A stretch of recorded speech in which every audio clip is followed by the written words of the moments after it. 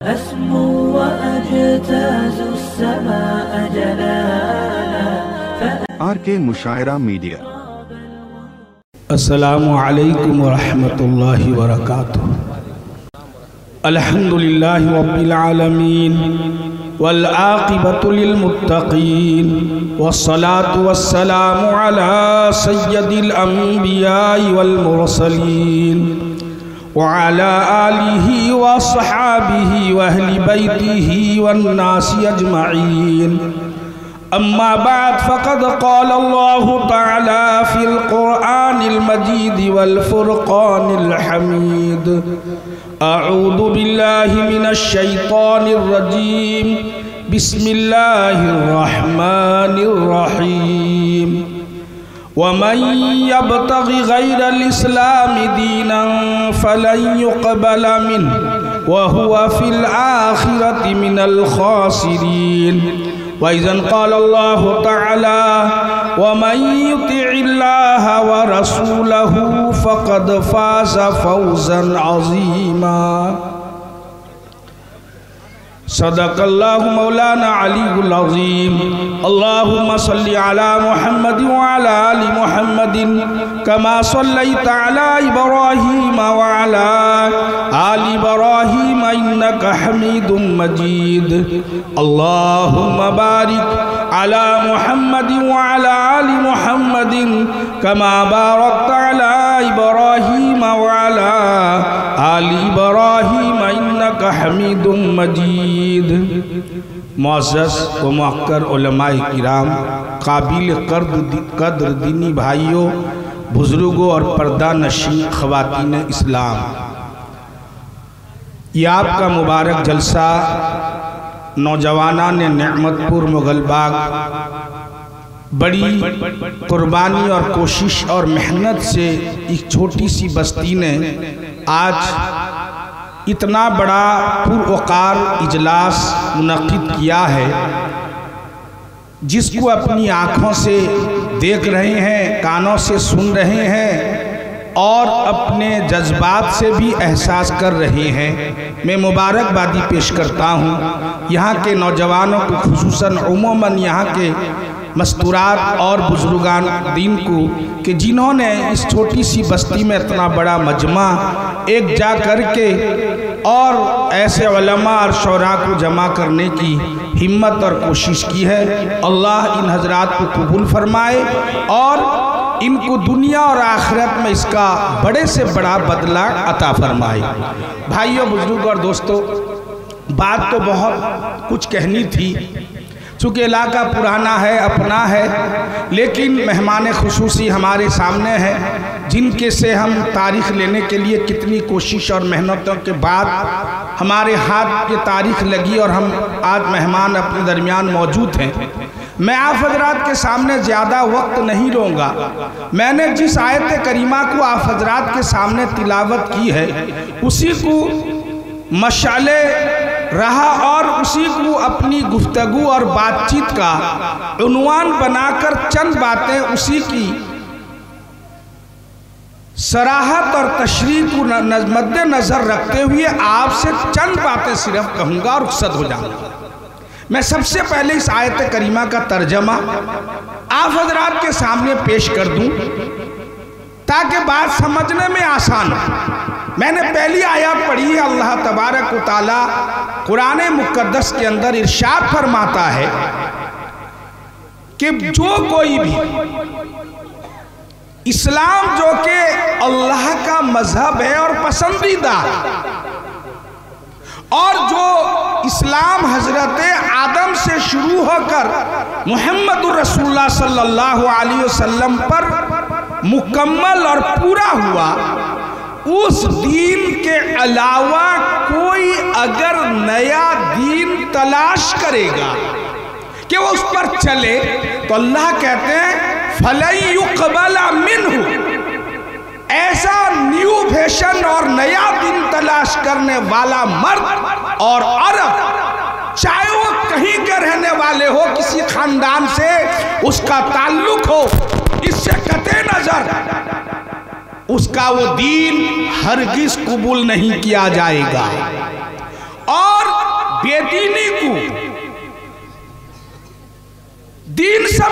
सवाब समझकर दुनिया में झकमारी करके खर्च करके वक्त लगाकर उसको करेगा, लेकिन आखिरत में वो घाटे में, खसारे में, नुकसान में रहेगा, इसलिए कि उसने बेदीनी को दीन समझकर जिंदगी में अमल किया था। दूसरी आयत करीमा है जिसमें अल्लाह ने रोक टोक ऐलान कर दिया, और ये आवाज बहुत पुरानी है। खुसूसन दावत और तबलीग की जो मुबारक मेहनत चली थी, चल रही और कयामत तक चलेगी इंशाअल्लाह, इसमें इस आवाज को लगाया जाता है।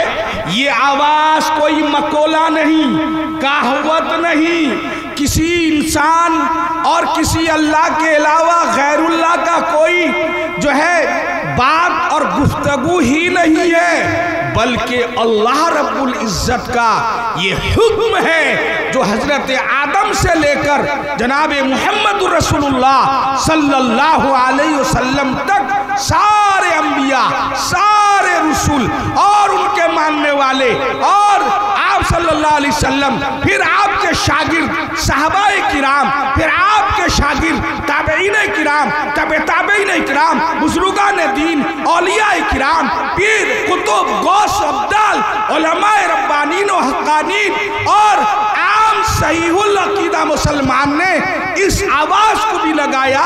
वो यह है वमन युतिइल्लाह व रसूलहू फक़द फाज़ फौज़न अज़ीमा, कि अल्लाह फरमाते हैं कि जिसने अल्लाह के हुक्म को दुनिया में पूरा किया और साथ ही साथ रसूल पाक सल्लल्लाहु अलैहि वसल्लम के तरीके को और आपकी शरीयत को, आपकी सुन्नत पर अमल किया, वो दुनिया और आखिरत में बहुत बड़ी कामयाबी को हासिल कर लेता है। जिसको मुख्तसर अंदाज में यूं कहा जाता है कि हमारी और आपकी पर दुनिया के इंसानियत की कामयाबी अल्लाह के हुक्म और नबी करीम सल्लल्लाहु अलैहि वसल्लम के तरीके को पूरा करने के अंदर है। मेरे भाई और बुजुर्ग और दोस्तों, इस्लाम क्या चीज़ है आज मुसलमान खुद ही नहीं समझा है, जो अपने आप को सुबह से शाम, शाम से सुबह तक अपनों में, गैरों में और मजमे में, तन्हाई में, खलवत में, जलवत में अपने आप को मुसलमान कहता है, और गरचे कुछ लोग अपने आप को मुसलमान कहने पर शर्मिंदगी महसूस करते हैं, आर समझते हैं और अपनी मुसलमानियत को छुपाते हैं, इसलिए टोपी लगाकर बरसरे आम घूमना उनको पसंद नहीं। कोई जान लेगा मैं मुसलमान हूँ।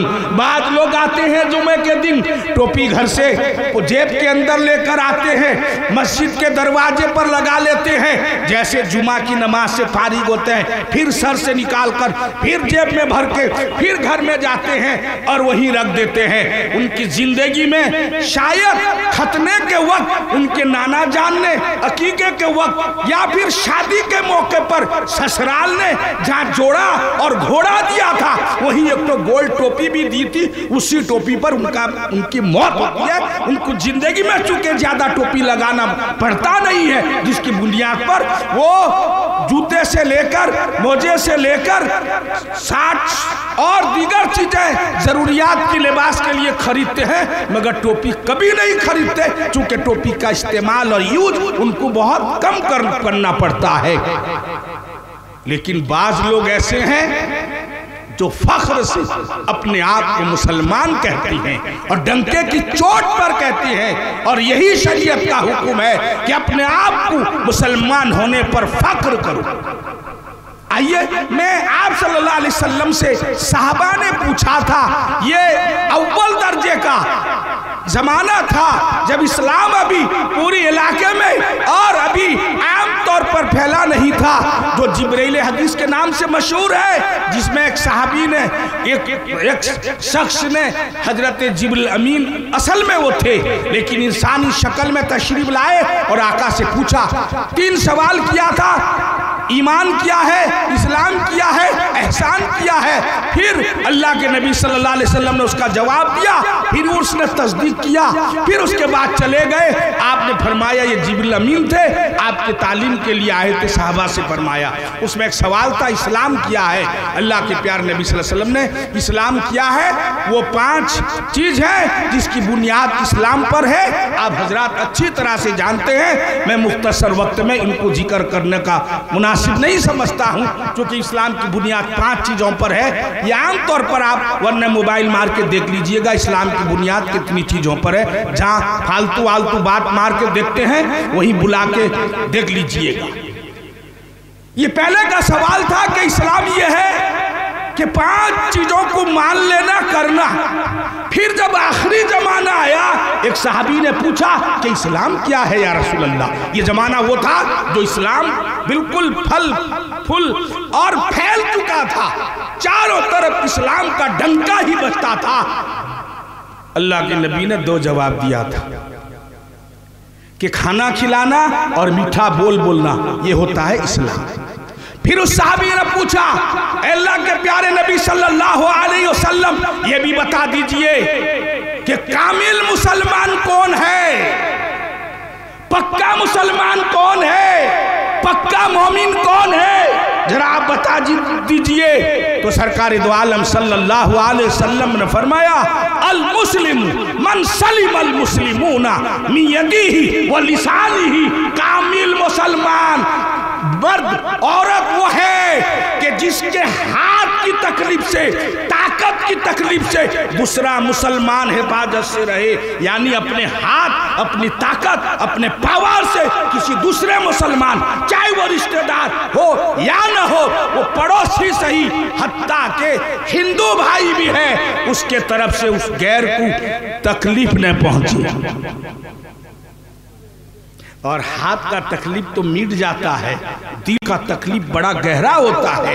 हाथ में, जिस्म में अगर कोई मार कर एक आदमी दूसरे आदमी को हाथ से, छुरी से मारा है, डंडे से मारा है, कहीं जख्म हो गया, कहीं बदन फट गए, तो मरहम से और दवाइयों से वो फटना, वो तकलीफ और वो निशान तक भी मिट जाते हैं। लेकिन जो जख्म कोई एक मुसलमान दूसरे मुसलमान के दिल में नश्तर चुभाता है और उसके तकलीफ को ठेस पहुंचाता है, उसके दिल को चूर चूर कर देता है, उसके दिल पर जख्म भर देता है अपनी जुबान की कड़वी जहरीली बातों से और अपने जुबान के बदकलामी, बेहुदा और नेचर और गलत अल्फाज से जो एक शरीफ मुसलमान, शरीफ इंसान के दिल को जो जख्मी कर देता है, वो भी मुसलमान कामिल नहीं।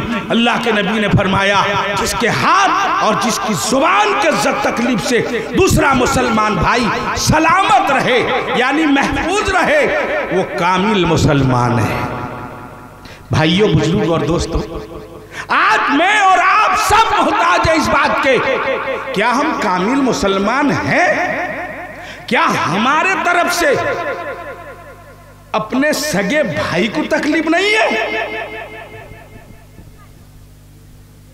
क्या अपनी तरफ से पड़ोस जिसका घर मेरा घर लगा हुआ है, क्या उन्हें तकलीफ नहीं है? क्या मेरी तरफ से बस्ती के अफराद को, मेरी तरफ से मेरे रिश्तेदार को क्या तकलीफ नहीं है? फिर भी हम अपने आप को कामिल मुसलमान समझते हैं।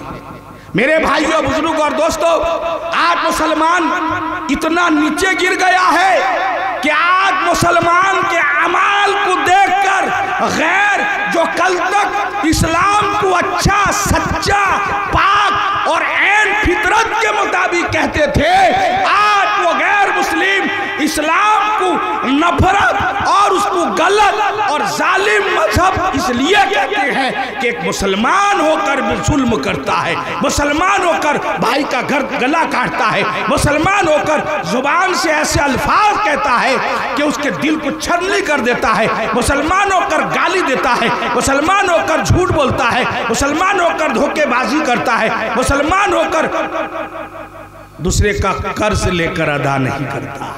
हालांकि मेरे प्यारे नबी सल्लल्लाहु अलैहि वसल्लम का इरशाद है कि मुसलमान के लिए आईना है। और अल्लाह के नबी ने फरमाया कि मोमिन का भाई है। और नबी जी ने फरमाया कि मोमिन के लिए आईना है। जैसे आईना सामने हो, अपनी बुराई, अपना ऐब चेहरे का आईने के सामने जाहिर होता है, जब आईने से हटता है तो मुसलमान अपने चेहरे के ऐब को अब देख नहीं पाता है, फिर आईने के सामने आता है तो अपनी ऐब को देखता है। रसूल पाक ने फरमाया था 1400 साल पहले कि मुसलमान के लिए आईना है। क्या मतलब? जब मुसलमान से मिलेगा और उसके ऐब, उसकी बुराई उसके सामने आएगी, तो जब तक वो सामने मौजूद है अपने भाई को अब उसकी बुराई का खबर और इत्तला कर दे, भाई तुम शराब पीते हो, ये प्यारे नबी के शरीयत के खिलाफ, इस्लाम के खिलाफ है, ओ भाई तुम गलत काम करते हो, धोखा देते हो। जब तक मुसलमान भाई तुम्हारे सामने है, तुम्हारा ये हक है कि तुम उसको ये दीन की बातें पहुंचाओ, और सामने है तो उसकी बुराई का तस्करा करो। जब तक आईने के सामने रहते हो, तुम्हारे चेहरे का ऐब तुम्हें नजर आता है, जब तुम्हारा भाई तुम्हारे सामने मौजूद हो तो उसकी बुराई का उसके सामने जिक्र करो, उसकी बुरी आदत का तस्करा उसके सामने करो। जब वो हट जाए तुमसे, आईना हटने की तरह, उसके पीछे हरगिज तुमको उसकी बुराई का तस्करा करने का इस्लाम ने, शरीयत ने इजाजत नहीं दिया। आज इसमें पब्लिक भी, खवास भी, अवाम भी शरीक है। हिम्मत नहीं कि किसी के सामने उसको प्यार से, मीठे बोल से समझा दे, बाबू शराब पीते हो, शराब हराम है, पेशाब पैखाना और मनी, गाय बकरी सुअर का गोश्त जैसे हराम है। अरे बाबू, घुसरी का सुअर का गोश्त खाना हराम समझते हो, गाय का पेशाब पीना हराम समझते हो, बकरी का पेशाब पीना हराम समझते हो, घर में किसी इंसान का शराब, पेशाब पखाना, खाना पीना हराम समझते हो। ये शराब उससे ज्यादा हराम है। क्यों? इसलिए पेशाब कोई पी ले तो हराम काम करेगा, अगर कोई जानवर का कोई पेशाब पी ले तो हराम काम करेगा, लेकिन अगर शराब पी लेगा तो भाइयों बुजुर्गों सुनो, वो शराब पीकर हरामकारी तो किया ही, लेकिन शराब पीकर गाली देगा, शराब पीकर दूसरे का जेब काटेगा, शराब पीकर वो जिना भी करेगा, शराब पीकर वो माँ को, बेटी को, दोनों को बराबर सराबर, बीवी को दोनों को सराबर सामने रखकर बेहूदी और गाली गुलूच और बेहूदी बातें करेगा। इसलिए कि शराब अकल पर पर्दा डाल देता है। इसलिए शराब को प्यारे नबी सल्लल्लाहु अलैहि वसल्लम ने उम्मुल खबाइस, सारे खबीस, सारे गुनाहों की माँ और जड़ करार दिया है। तो मुसलमान के पीछे उसकी कोई भी बात का तस्करा न करे, न गीबत करे, न उस पर इल्जाम लगाए, न उस पर तोहमत लगाए, न उसकी किसी बुराई का तस्करा किसी के सामने करे। मेरे भाइयों, बुजुर्ग और दोस्तों, आज हमारी इस सोसाइटी और समाज और हमारे माहौल के अंदर आज जो अपने आप को मुसलमान कहते हैं, ऐसी ऐसी चीजें, ऐसे ऐसे रिवाज, ऐसी ऐसी बिदतें हमारे घर में, बाप हाजी है, बाप नमाजी है, भाई हाजी है, गाजी है, नमाजी है, लेकिन बीवी को देखो बिदत कर रही है, बहन माँ को देखो बिदत कर रही है, और जन्मदिन बच्चों का मना रही है, शादी का जन्मदिन मनाया जा रहा है, शादी के मौके पर आजकल केक काटा जा रहा है।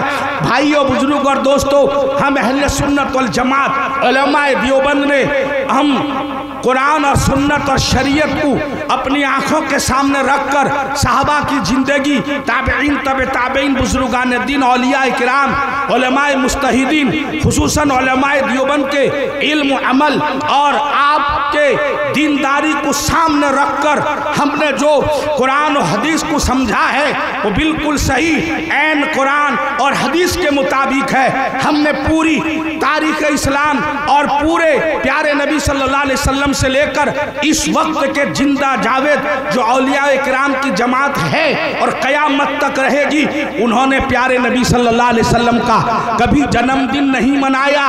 भाइयों, जन्मदिन मनाना इस्लाम का कोई मिजाज नहीं है। जन्मदिन मनाना शरीयत का कोई हुक्म नहीं है, न अपना, न किसी नबी का, न वली का, न गौस का, न कुतुब का, न अब्दाल का, न अपना, न अपनी बीवी का, न अपने बच्चों का, न अपने बेटों का, न अपने बेटियों का। न जन्मदिन मनाना शरीयत का मिजाज है, न मरण दिन बरसिया मनाना इस्लाम का मिजाज है। नहीं, अगर जन्मदिन मनाना होता तो सबसे बड़ी शख्सियत जिसका मकाम, जिसका रुतबा, जिसका, मेरे दोस्तों, दुनिया के अंदर हर एक अपने तो गैरों ने जिसके जिंदगी की तारीफ की है, सरवर कायनात ताजदार मदीना जनाब मोहम्मद रसूलुल्लाह सल्लल्लाहु अलैहि वसल्लम की ज़ात अक़दस है, जो मकसद कायनात है, जो मोहसिन कायनात है, जिनका मकाम और रुतबा हम अहले सुन्नत वल जमात उलमाए देवबंद का यह है कि बात अज खुदा बुजुर्ग तुई किस्साए मुख्तसर कि अल्लाह के बाद अगर कोई हस्ती, सबसे बड़ी हस्ती, सबसे बड़ी जात, सबसे बड़ा मकाम, सबसे बड़ा रुतबा, सबसे आला, सबसे बुलंद, सर पे सबसे अरफा, सबसे श्रेष्ठ और बड़ी जात और शख्सियत है, वो मुहम्मदुर रसूलुल्लाह सल्लल्लाहु अलैहि वसल्लम की ज़ात अक़दस है। आपने अपनी 63 साल जिंदगी में कभी अपना जन्मदिन नहीं मनाया, ना साहबा से कहा। अबू बकर सिद्दीक प्यारे नबी के दोस्त भी थे और खुसर ससुर साहब भी थे। हजरत उमर जो आप सल्लल्लाहु अलैहि वसल्लम के खुसर यानी ससुर साहब थे, इन दोनों शेखन ने अपने बड़े, अपने बुजुर्ग और अपने कायद आज़म और अपने दामाद जैसे शख्सियत आपकी है। आपका जन्मदिन ससुर ने दामाद का जिंदगी में कभी नहीं मनाया। उसके बाद 2 दामाद हैं, हजरत उस्मान, हजरत अली, इन्होंने भी जिंदगी में कभी अपने ससुर साहब का जो है जन्मदिन नहीं मनाया। अलगरस किसी बुजुर्ग वली गौस कुतुब अब्दाल ने अपना जन्मदिन नहीं मनाया। फिर क्या हक पहुंचता है कि मैं अपने बच्चों का, दादा अपने नवासे नवासियों का, पोते पोतियों का, दादी अपनी नवासे नवासियों का, और मैं और आप अपने बच्चे बच्चियों का जन्मदिन मनाएं। शरीयत के अंदर इसके लिए कोई जगह नहीं है, जो सरासर गलत है। अपने आप को मुसलमान कहने वालों, ये तौर तरीका छोड़ो।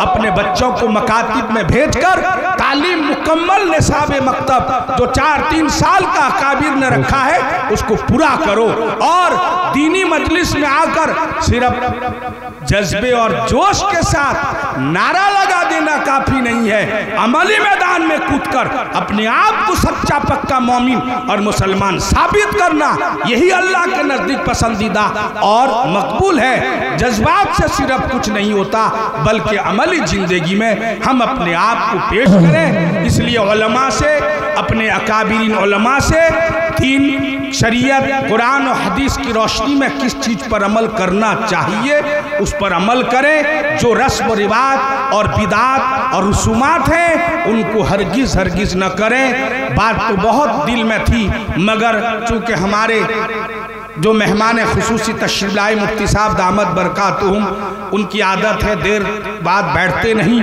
फिर भी देर से आए हैं। हम माजरत पेश करते हैं उनका और उनसे अर्ज करते हैं, इतना जलसा शौक़ से लोग मनाए हैं, फिर भी ज़रूर अपनी पुरानी आदत के मुताबिक शौक़ ज़ौक़ और वलवले से, जैसे बड़े बड़े मजबे में शुरू वक्त में बयान करते हैं, वैसे ही बयान कर कर हम सब पर मज़ीद मेहरबानी फरमाएँ। व आखिर दावाना अनिल हम्दुलिल्लाह।